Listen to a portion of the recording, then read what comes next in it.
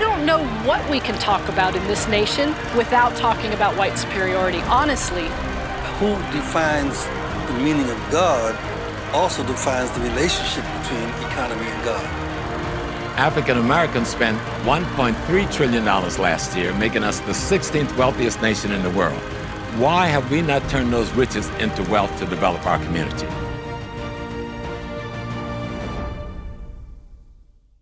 One of the things we wanted to talk about today was the importance of mental health.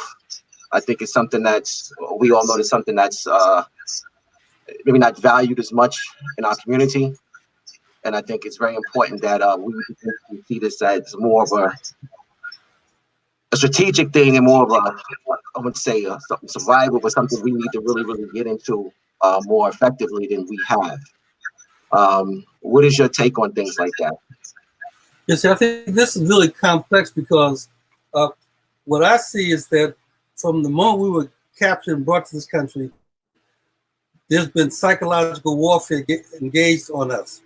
And we didn't realize it. We thought it was really some kind of racial discrimination, some kind of not understanding that African people had some value. But there's been a persistent and consistent psychic terrorism engaged in our minds. And that's why what people are calling mental health is important for us to address. Because even the idea of mental health is a fractured concept. The field of psychology became legitimate in the West by trying to carve out a piece of the medical model that people had developed in terms of modern medicine. But the medical model is flawed because it sees human beings as physical and mental and spirit being relegated to religion. And that's all incorrect. It is all wrong. Africa teaches, at least Africa has taught me, that we are spirit beings and we manifest our spiritness in physical ways, or what sometimes referred to as that we are spirit beings housed in a physical container having a human experience. So what's real is the spirit, but Western psychology and the Western narrative has made us think that we are physical and spiritual and mental as separate categories. And so now people are talking about the mental illness or the mental health impact of this coronavirus. And it really is the fact that as African people in the world, we've been assaulted. We've been victimized. We've been challenged to reclaim our humanity. Slavery was not about, well, it was about exploiting our labor, but it really was intentionally about redefining our humanity, making us believe that we are less than human. And so we've been walking around the world, everywhere in the world, trying to prove to people, but primarily Western people and white people, that we are good humans. We should be respected as good humans. But it's not humans, it's spirit that we are. And so part of this task here is to rescue and reclaim our rightful position in the world. Okay, wow, that was powerful. All right, everyone, we've got a few people in the building right now. We want to introduce Dr. Wade Nobles. We were talking about the importance of mental health and how the enemy or others have used the strategy to destroy us or try to attempt to destroy us psychologically. Welcome to HAPI Talks with Dr. Wade Nobles. Please like and subscribe to the page. And just want to introduce Dr. Wade Nobles and go over his bio.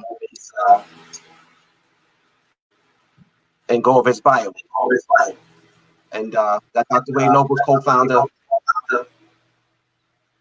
of the past president, 1994-95 Association of Black Psychologists, Professor Emeritus African Studies.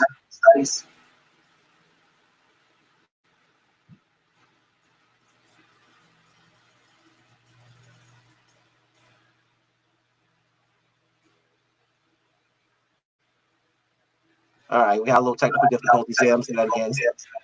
He's also the author of research and consultant training, specializing in classical African philosophy, Kemet, Twa, and Nubian, and traditional African tradition, Akan, Yoruba, Bantu, Wolof, Congo, Dogon, Fon, Lebo, etc.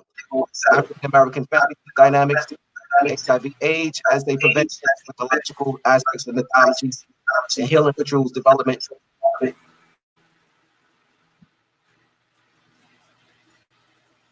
African-centered pathology and educational excellence, Black child development, parenting, African spiritual systems, and systems of human transformation, Pan-African, Black psychology, global initiatives, the liberation of mind, and the worldwide development of African.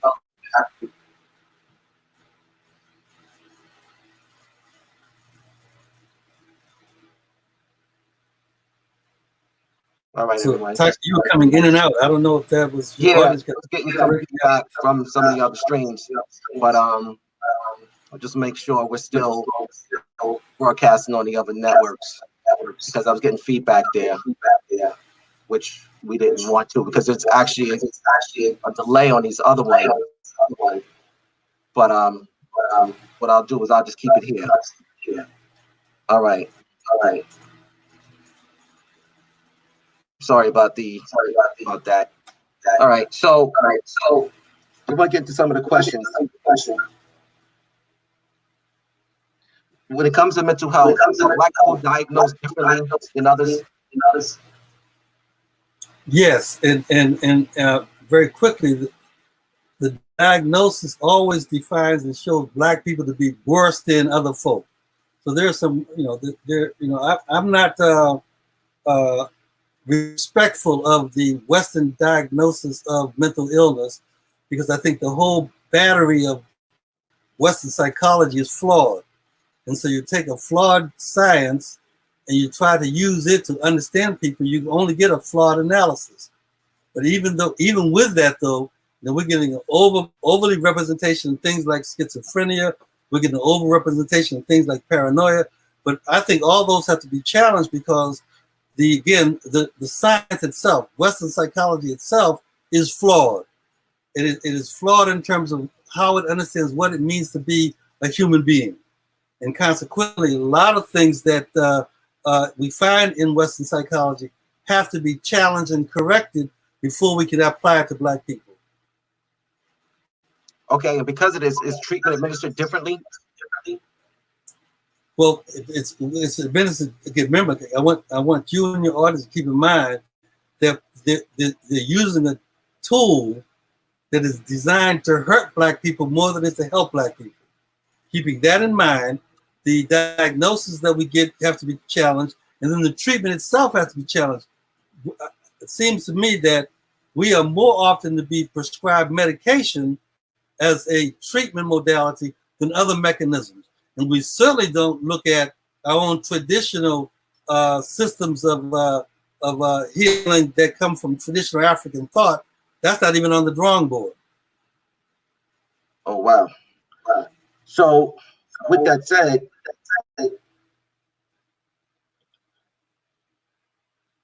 books like the DSM-5, how were they utilized and where were they? Why were they created? Okay, let's look at that. Let's stop just the title. DSM-5, Diagnostic Statistical Manual, is telling you that I have a manual that's based upon statistics, based upon a number, not based upon an appreciation of what makes someone human. And so in the Diagnostic Statistic Manual 5, it says that we've done this 5 times and still haven't got it right. And so if you have 5 versions of something, that should tell you maybe someone's doing something wrong. We keep revising the wrong stuff. And the Diagnostic Statistical Manual is premised upon if I see a behavior or an attitude over a period of time, if I see you doing something 5 times in 5 weeks, then I can conclude something wrong with you. That logically doesn't make sense to me. So I want you to keep in mind, it's called the DSM-5.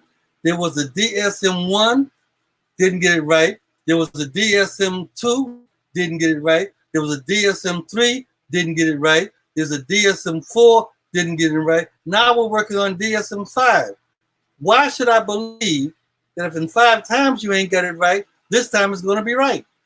It's based upon statistics. It's based upon the frequency of seeing some behavior that you have defined as wrong or as abnormal, and therefore you can conclude and classify a people with a certain label.